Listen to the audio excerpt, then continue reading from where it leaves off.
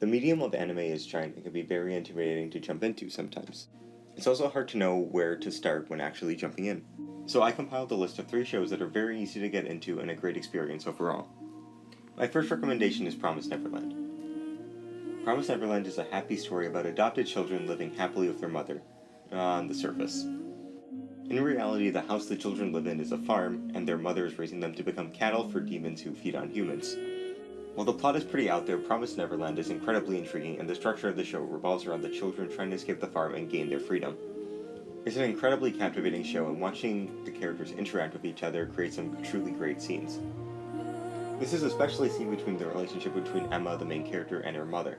They make a great hero and villain combination, and they consistently try to outwit each other again and gain the upper hand on each other.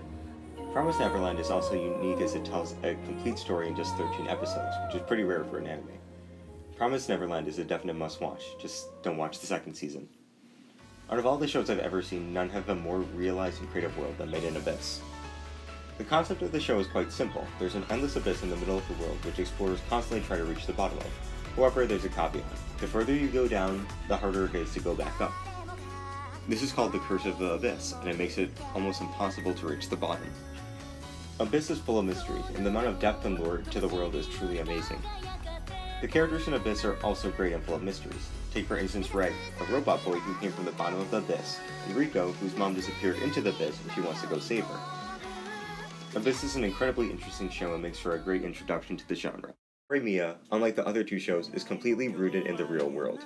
It's a romance anime that stars Hori, an outcast loner who is incredibly shy and can't stand up for himself, and Miya, an outstanding student who has a great amount of responsibility, commitment, and confidence.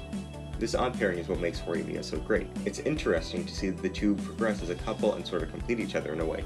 Horimiya, unlike other anime of the same genre, doesn't waste much time on getting the couple together and highlights the more interesting parts of romance by actually showing how they collaborate and progress. The show also really stands out by the realness of its characters, especially Hori. Throughout the season, you really get to know him and come to understand why he is the way he is, in a very real way. You don't really see that in a lot of animes, and it's one of those rare shows that actually ends in 13 episodes. Horimiya is captivating and very emotional. It's a definite must-watch.